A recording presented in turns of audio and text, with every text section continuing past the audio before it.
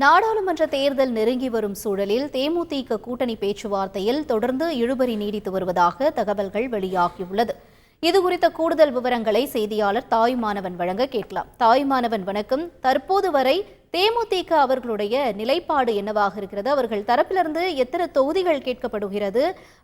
இவர்களிடம் யாரெல்லாம் இதுவரைக்கும் பேச்சுவார்த்தை நடத்தியிருக்காங்க? என்ன நிலவரமா இருக்கு தேமுதிகவை பொறுத்த வரைக்கும்? லோக்சபா தேர்தலுக்கு இன்னும் சில மாதங்களே இருக்கக்கூடிய நிலையில எப்போது வேண்டுமானாலும் இந்த தேர்தல் தேதி குறித்தான அறிவிப்பு வெளியாகலாம் என்ற ஒரு சூழல் என்பது இருந்து வருகிறது. இந்த நிலையில்தான் பிரதான எதிர்கட்சியாக அதிமுக கூட்டணி குறித்தான பேச்சுவார்த்தையை மறைமுகமாக துவக்கி இருந்தது. குறிப்பா கடந்த தேர்தலில் அதிமுக கூட்டணியில பாஜக, தேமுதிக, அதே போல பாமக உள்ளிட்ட சில கட்சிகள் இடம்பெற்றிருந்த நிலையில் வருகின்ற நாடாளுமன்ற தேர்தலை பொறுத்த மட்டில் அதிமுக கூட்டணியில அங்கம் வகித்த அதிமுக மற்றும் பாஜக ஆகிய இரண்டு கட்சிகளுமே தனித்தனியாக கூட்டணி அமைத்து போட்டியிட இருக்கின்றன. அதே சமயம் திமுக கூட்டணியை பொறுத்த மட்டில் ஏற்கனவே கூட்டணி குறித்தான பேச்சுவார்த்தை முதற்கட்ட பேச்சுவார்த்தை நிறைவு பெற்றிருக்கக்கூடிய நிலையில் அடுத்த கட்ட பேச்சுவார்த்தை என்பது நடைபெற இருக்கிறது. இந்த நிலையில தான் அதிமுக, பாஜக ஆகிய இரண்டு கட்சிகளுமே தேமுதிகவை கூட்டணியில் இணைத்துக் கொள்வதற்கு குறித்தான பேச்சுவார்த்தையை அண்மையில் துவக்கியிருந்தது. குறிப்பா தேமுதிகவை பொறுத்த மட்டில் கடந்த ஆண்டு டிசம்பர் 28 அதன் நிறுவன தலைவர் விஜயகாந்த் உயிரிழந்த நிலையில இன்னமுமே அந்த துயரில் இருந்து குடும்பமும் கட்சியினரும் மீளாத ஒரு சூழலே இருந்து வருகிறது. இந்த நிலையில்தான் எதிர்வரக்கூடிய அந்த நாடாளுமன்ற தேர்தலில் வெற்றி கூட்டணி அமைத்து வாக்கு சதவீதத்தை அதிகம் பெற்று வெற்றி வாய்ப்பை உறுதிப்படுத்தி தேமுதிகவுடைய அந்த மாநில கட்சி அங்கீகாரத்தை மீண்டும் பெறுவதற்கு தேமுதிக தலைமை விருப்பம் தெரிவித்து வருகிறது. இதற்காக கூட்டணி கணக்கு மற்றும் வியூகத்தை தொடர்ச்சியாக வகுத்து வருகிறது. கடந்த 7ஆம் தேதி நடைபெற்ற தேமுதிக மாவட்ட செயலாளர் கூட்டத்தில் தேமுதிகவிற்கு சாதகமாக இருக்கக்கூடிய தொகுதிகளான கள்ளக்குறிச்சி, விருதுநகர், மதுரை உள்ளிட்ட சில தொகுதிகளுடன் தொடர்ச்சியாக கடந்த 2014 நாடாளுமன்ற தேர்தலில் 14 இடங்களும் ஒரு ராஜ்யசபா உறுப்பினர் பதவியும் பெற்றதை போல பதவிகளை உயர்த்தி வழங்கக்கூடிய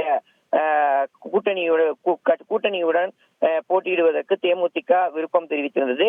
ஆனால் தொடர்ச்சியாக பாஜக மற்றும் அதிமுக ஆகிய இரண்டு கட்சிகளுமே அந்த 14 தொகுதிகளுக்கு உடன்பாடு எட்டாத ஒரு சூழல்ல தொடர்ச்சியாக 4 தொகுதிகள் வரை ஒதுக்கீடு செய்ய தயாராக இருந்து வருகிறது. குறிப்பாக தேமுதிக விரும்பக்கூடிய செல்வாக்கு மிக்க தொகுதிகளை ஒதுக்கீடு செய்வதற்கு இந்த இரண்டு கட்சிகளுமே தயாராக இருக்கிறது. அதே சமயம் தேமுதிக தலைமை மற்றொரு வேண்டுகோளையும் விடுத்திருந்தது. குறிப்பா ராஜ்யசபா உறுப்பினர் பதவியை வழங்க வேண்டும். ராஜ்யசபா உறுப்பினர் பதவி என்பது ஒவ்வொரு கட்சியினருக்குமே உரிமை இருக்கிறது என்பது தொடர்பான தகவல்கள் எல்லாம் அதன் பொதுச் செயலாளர் பிரேமலதா விஜயகாந்த் செய்தியாளர் சந்திப்புல தெரிவித்திருந்தார். இந்த நிலையில்தான் இந்த ராஜ்யசபா உறுப்பினர் பதவியை வழங்குவதற்கு இரண்டு கட்சிகளுமே, அதாவது அதிமுக, பாஜக ஆகிய இரண்டு கட்சிகளுமே தயாராக இல்லை என தகவல்கள் வெளியாகி இருக்கிறது. அதிமுக, பாஜக இரண்டுமே திட்டவட்டமாக 4 தொகுதிகள் வரை ஒதுக்கலாம், ஆனால் ராஜ்யசபா பதவியை வழங்க முடியாது என தகவலை வெளியிட்டிருக்கிறது.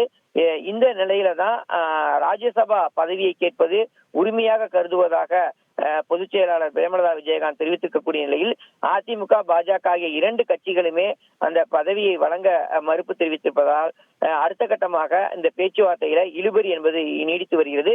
தொடர்ந்து அடுத்த கட்டமாக அந்த மறைமுக பேச்சுவார்த்தை என்பது நடைபெற்று வரக்கூடிய நிலையில் உடன்பாடு எட்டப்படுமா என்ற ஒரு கேள்விக்குறியும் நிலவி வருகிறது.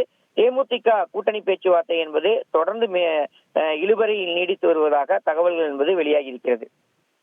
விரிவான தகவல்களுக்கு நன்றி தாயுமானவன். செய்திகளை உடனுக்குடன் தெரிந்து கொள்ள உடனே சப்ஸ்கிரைப் பண்ணுங்க.